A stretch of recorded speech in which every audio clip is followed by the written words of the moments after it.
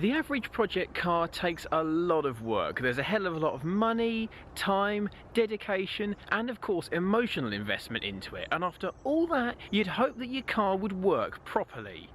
Yeah, nah.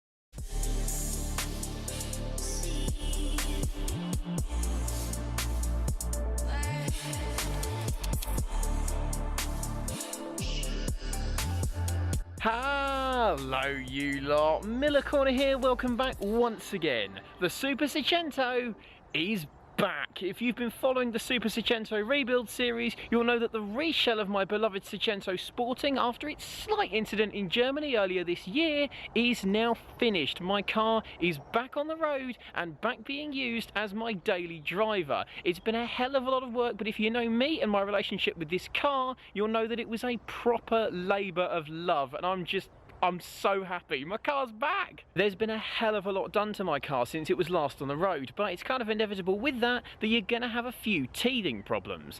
Thing is, I've had more than a few.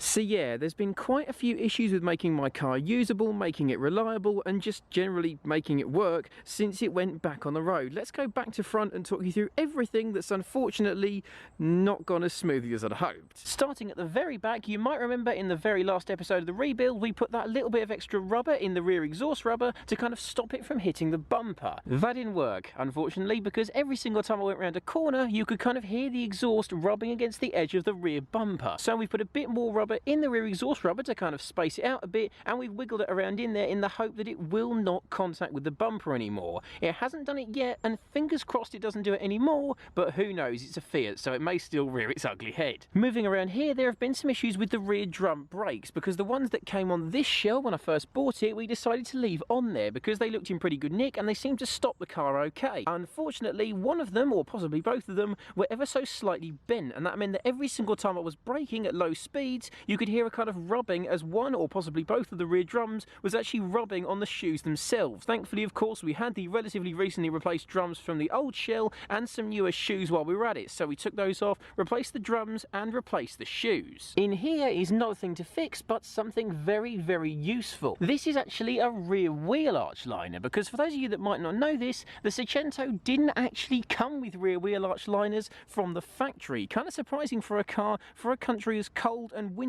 as Poland is. The net result of that is that you end up with stones and mud and general road grime flicked up into the arches, and it gradually builds up in here and rots them from the outside in. It's kind of hard to find a Seicento with solid rear wheel arches and with a boot floor that doesn't look like it's about to fall out. My old shell was actually starting to get the dreaded arch rust as well, so when it came time to find this new shell to start rebuilding the car, I was determined to get one with absolutely no rear wheel arch rust. It took some searching, but eventually we found one with absolutely none in there, and to keep it as such, I invested in some rear wheel arch liners. Now, they're not factory items, these are actually custom made for the Seicento by a company abroad, and they were here in about 2 weeks. They weren't the cheapest thing in the world, around 75 quid for the pair delivered, but it's worth bearing in mind that if these rear arches rot out, it's going to cost me a lot more than 75 quid in labour to get them sorted. Inside here, they're completely custom shaped to the inside of the arches, and all we had to do was drill a couple of little holes in the bumper itself, and it then clips and screws in. We've now got a pretty much perfect fitment that doesn't stick out beyond the body,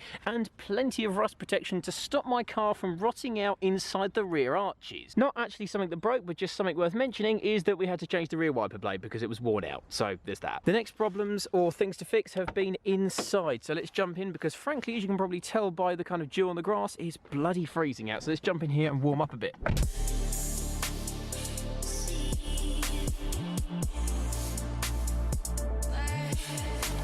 So the first problem we had was that there just weren't enough fizzy cola bottles in the car. Thankfully, I've fixed that. There have been a couple of fairly major issues to fix. When the car was revving above about 3,000 RPM, so when you're doing about 60, 70 miles an hour-ish, I was getting a constant and flashing engine warning light, which was basically telling me your engine's going to blow up, stop. That was a bit of a worry on the first drive of it, to be honest with you, but thankfully, it was an easy fix. We plugged a diagnostic machine into the car's OBD2 port, and that told us that above 3,000 RPM, it thought that it was over-fueling, which of course is not a good thing for any engine. Thankfully, after checking the mixtures and things like that, it turned out that the car isn't over-fueling, but we do think that the root of this problem is that 42mm ported throttle body that was fitted to my engine. This could well be causing the car to think that it's over-fueling or under-airing. Thankfully, the car very much does run right. It's not over-fueling, and it actually goes like stink. So we've cleared the engine code down, and for the time being, it seems to be fine. But rest assured, the engine is all good. It's not over-fueling, it's all in good health. So that might have just been the ECU freaking out a little bit, given how much has changed since it was last on the road. Initially, we didn't actually remember to plug the rev counter in, so we weren't getting any kind of movement here whatsoever. That was a bit of a fail. We did later plug it in, but on the first few drives of the car, we noticed that it was really lazy. You'd rev the car up, and it would actually take a few seconds for the needle to move. It would be quite delayed, and it would actually take quite a long time to kind of rev down if you stop revving the car. We're not entirely sure what was wrong with the internals of the rev counter, but of course, because my old shell was entirely stripped down, we had my old rev counter. So we pulled the guts out of it, put it in the better condition case that came on this shell, replaced them, and it now works perfectly, as you shall now see.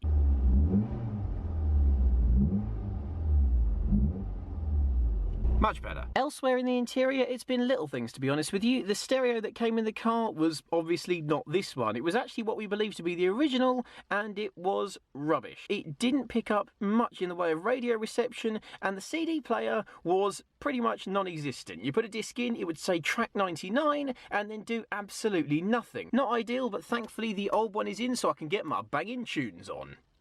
I'm young. There are a few things to tidy up in here, like this pretty much knackered gear knob, but in terms of functionality, the warning light, the rev counter, and the crappy stereo have all been replaced, so in the interior, it's all good. Moving back outside, the next thing to sort was pretty inevitable, to be honest with you, and that was the wheel alignment. When you consider that since this car was last driven, it's had an engine taken out, another engine put in, the suspension swapped over, a gearbox pulled out and swapped over, brakes swapped over, loads of stuff done to it, and that does kind of mess with your wheel alignment. This wheel was looking like this, and the wheel on the other side was full-on stance nation. I could set a trend for that. Thankfully though, only an alignment was needed. They're now lined up perfectly, and the car drives like a dream.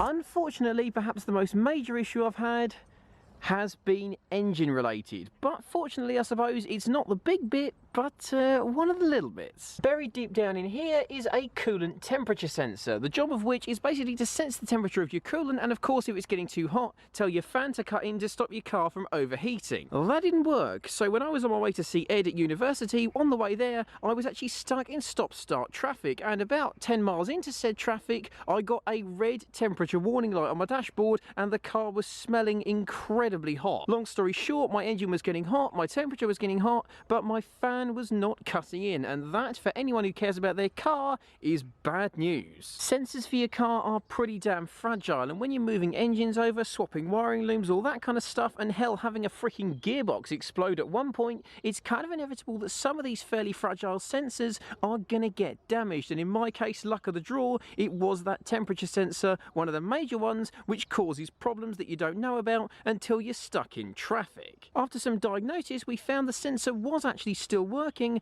but not working correctly, so the car was going to boil over long before the fan down there was told to cut in, and that was going to blow head gaskets, it's going to warp heads, it's going to kill the car. Thankfully, it was not a difficult fix. A new sensor was around £5 from Euro Car Parts, and it was a 10-minute job to unplug the old one, plug the new one in, bleed the cooling system a little bit, and make sure that it was all working. Interestingly though, it is quite hard to find parts for a Seicento at a car parts store off the shelf, but one of the few things they did have in stock was that coolant temp sensor, and that would suggest it's a part that people need frequently. If you've got a problem for your car and parts are obscure to find with it, but they have that particular part that you need in stock, that might well be a good sign, because if it's a common problem and other people have had it, it means you might well have rectified it, and in this case, all was well, because that trip to Ed's university was 500 miles in total, and during that whole time that I drove there, went went to see him, drove around town where he is at university, and drove all the way back again. I had not one issue, not one warning light, not one boiling coolant, not one issue of the fan not cutting in. It is sorted.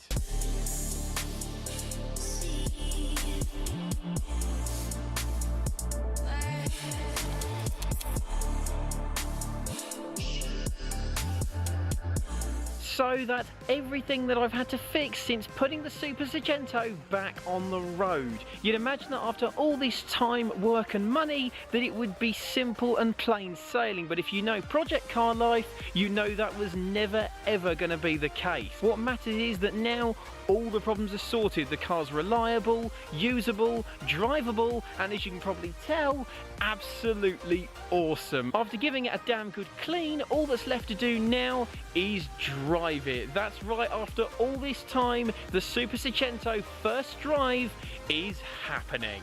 Make sure you're subscribed and you hit the bell icon so you are notified when that happens, and I'll catch you then, everybody. Thanks very much for watching and have a brilliant rest of your day. See you soon and have a good one.